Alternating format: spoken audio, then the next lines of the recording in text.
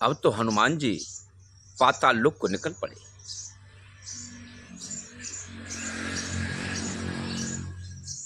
जैसे ही पाताल लोक में प्रवेश करना चाहते थे, उसी समय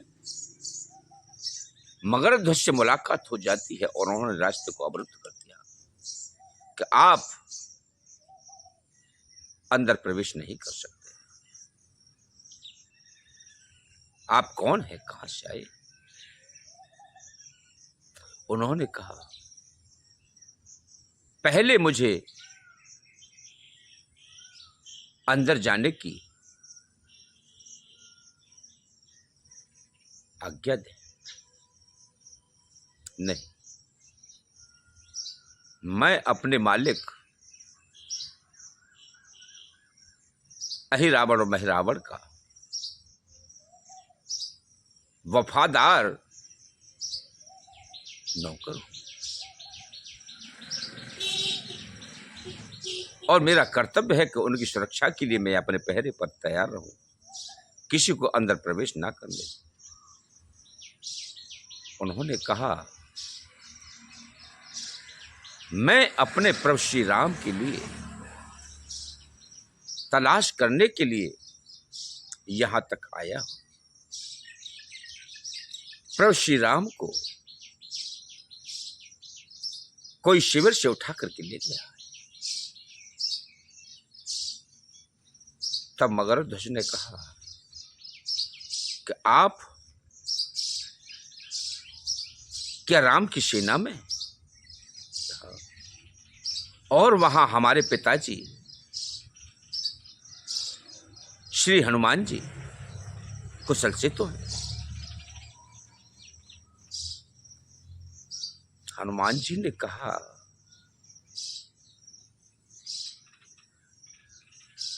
पुत्र तुम हनुमान जी को कैसे जानते हो? हनुमान जी की पत्नी कौन है? और हनुमान जी को आप पिता कैसे कह रहे हो? पिता से संबोधन कैसे कर रहे हो? हनुमान जी ने तो कोई विवाह ही नहीं रचाया,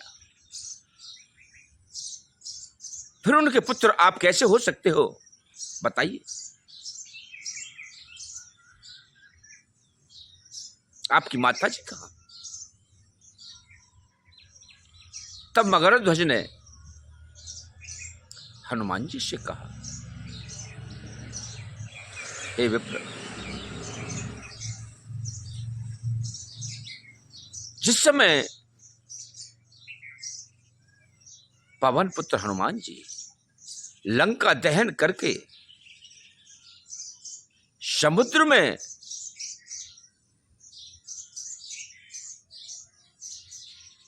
अपनी अग्नि की तपन को शांत करने के लिए छलांग लगाई, उस समय उनके मुख में बलगम आदि धुआं से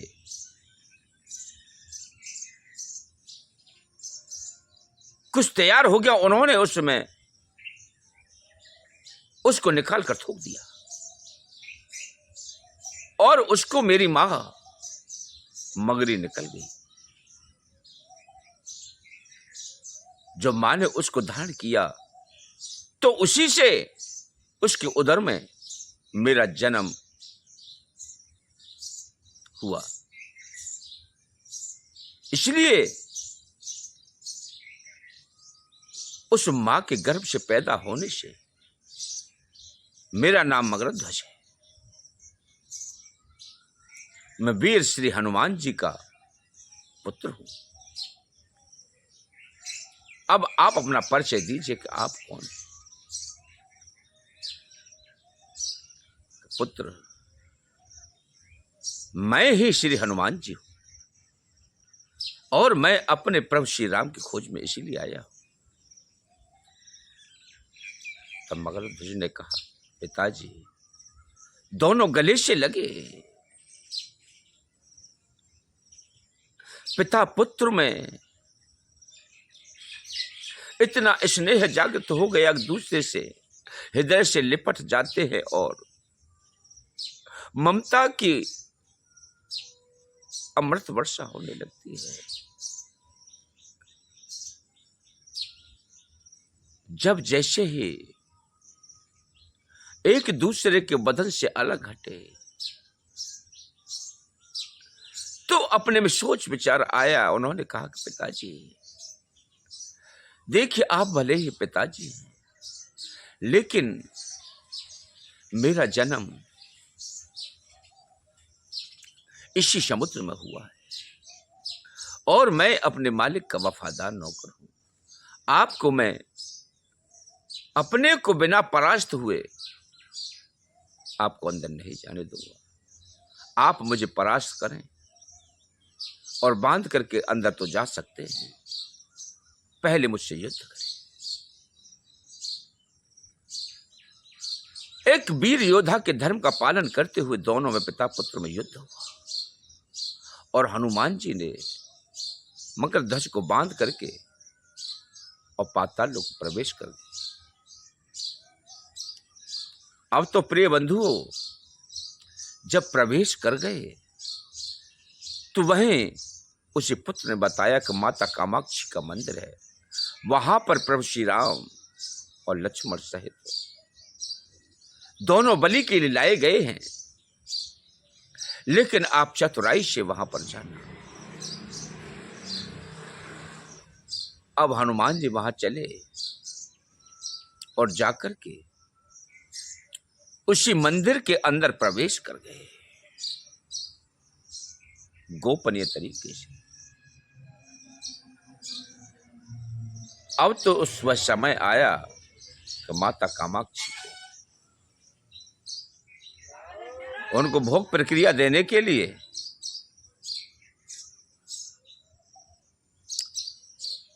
उन्होंने बहुत कुछ उनके भोग के लिए भेजा और खिलाया। हनुमान जी अंदर प्रवेश किया और अंदर से झरोके से कहे कि माता की आवाज बना करके कि ए अहिरावण महिरावण, मैं अभी आपसे प्रसन्न नहीं हूं, क्योंकि अभी मेरे भोग की पूर्ति नहीं हुई है, अभी मैं भूखी हूं। जाओ मेरे लिए भोजन की व्यवस्था करो। अब अहिरावण महिरावण दौड़े और सभी अपने कर्मचारियों से कहे कि जाकर के भोजन की व्यवस्था करो, भोग की व्यवस्था करो। मांस, मदरा, लड्डू, पेड़ा, सेब, संतरा, जो भी इनके खाद्य सामग्री है भोग के लिए सब लाओ।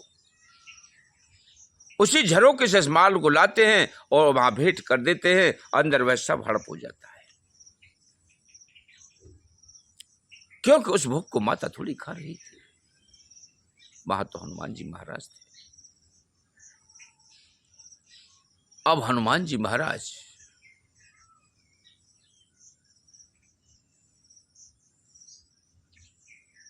प्रभु श्री राम से कह रहे हैं, प्रभु आगे क्या होगा? लेकिन प्रभु तो उनके हृदय में विराजमान है।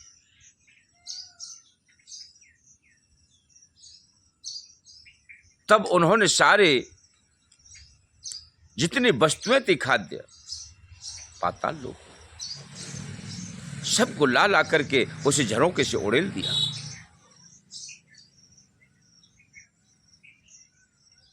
तब हनुमान जी ने कहा कि मैं आपकी बलि को तब स्वीकार करूंगी जब आप थोड़ा सा दरवाजा खोल करके दोनों राम लक्ष्मण को आप बलि के लिए लाए हो, उन्हें अंदर कर दो और मैं अपने आप बलि चढ़ा लूंगी।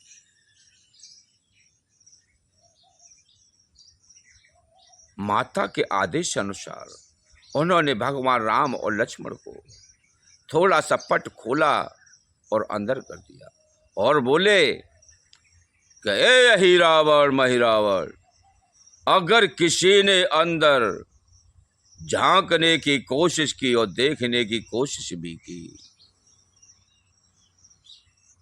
तो मैं उसे अंधा कर दूंगी और मेरी बलि का शिकार वही बनेंगे जो मुझे देखेंगे। अब तो उन्होंने घबरा कर के बाहर हट गए। अब प्रभु श्री राम और लक्ष्मण से मुलाकात हुई, सीने से लगे, हृदय से लगा लिया। जब हनुमान जी उन्हें बंधन मुक्त करके दरवाजे से बाहर आए तो अहिरावण और महिरावण को देखा। अब तो प्रभु श्री राम उन्हें युद्ध में बार बार परास्त करते हैं, मार डालते हैं। मार डालने के बाद और कुछ समय के पश्चात वह पुनः जीवित हो जाते हैं।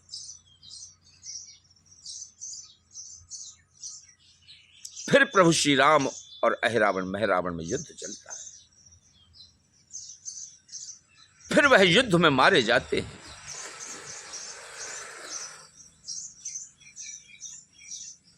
और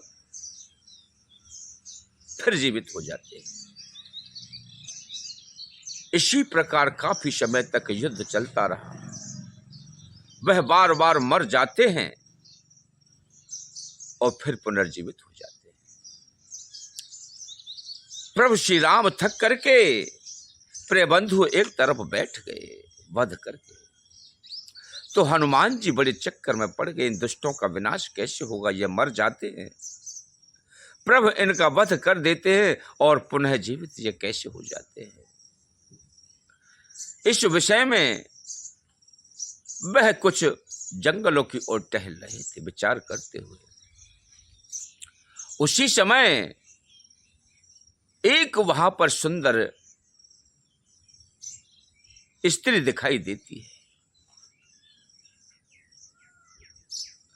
और हनुमान जी ने उन्हें देख करके प्रणाम किया।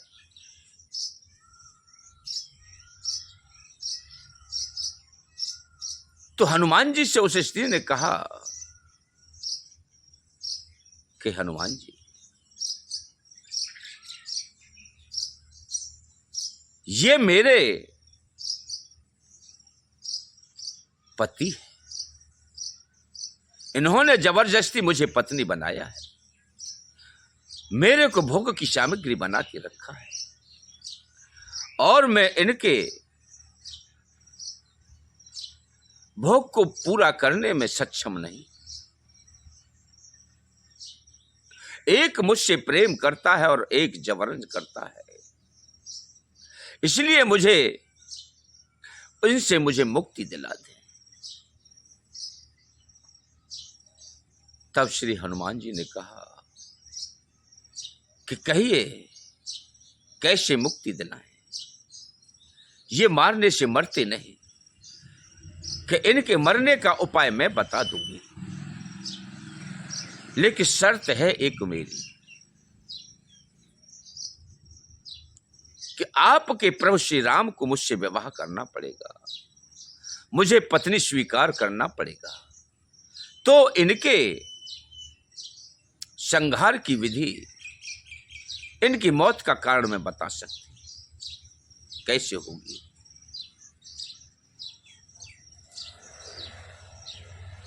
तब हनुमान जी ने वचन दिया, कहे देवी, ये मैं वायदा करता हूं कि अगर आपकी सेज की शैया पर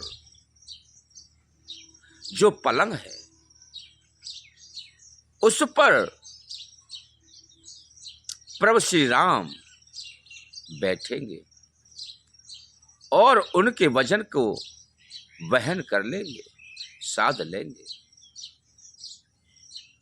तो समझ लो मैं वायदा करता हूं कि आपको पत्नी रूप में स्वीकार कर लेंगे, आपको वर्ण कर लेंगे। अगर आपके बेड को, आपकी सेज को प्रभु श्री राम का वजन सहन नहीं हुआ, अगर टूट गया,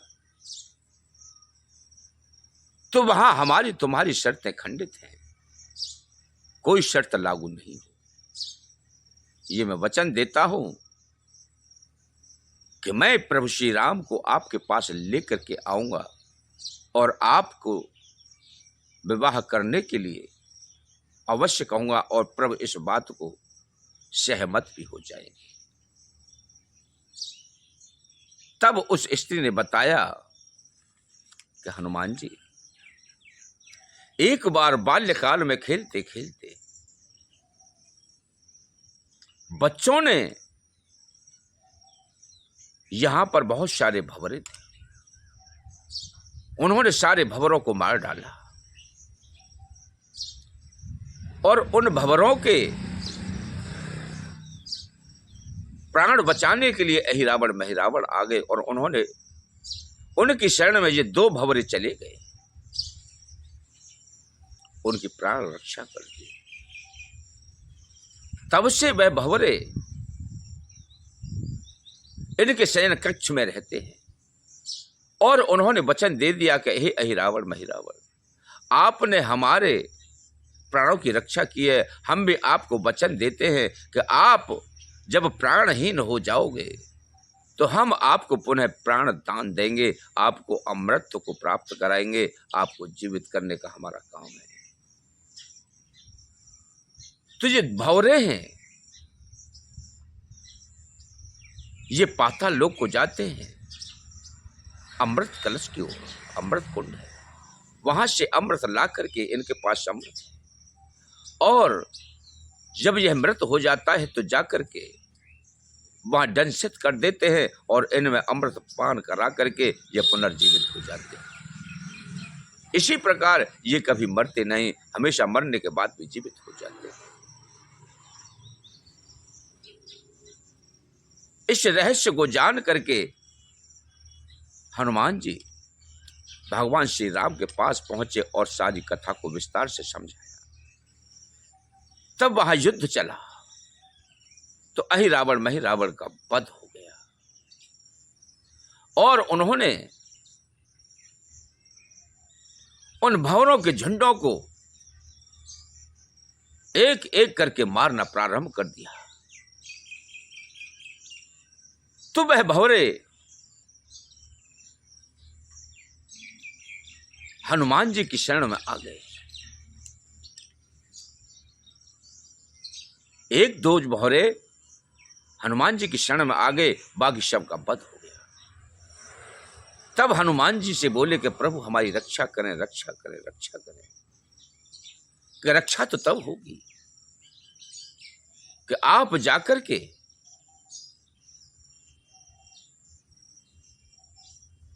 उस स्त्री के पलंग में जाकर के पार्टियों में प्रवेश कर जाओ, उसकी पार्टियों को खोखला कर दें खा करके, केवल ढांचा ही ढांचा मात्र रह जाए, बाकी कुछ ना बचे, तो हम आपको छोड़ सकते हैं। ठीक है प्रभु, हमें क्षमा करिए, हम आपकी आज्ञा का पालन करेंगे। वह भंवरे जाकर के उस स्त्री के पलंग में प्रवेश कर गए, उसको खा करके चूरा बना दिया। जैसे ही शर्त और नियम के अनुसार प्रभु श्री राम को हनुमान जी वहां लेकर के पहुंचे,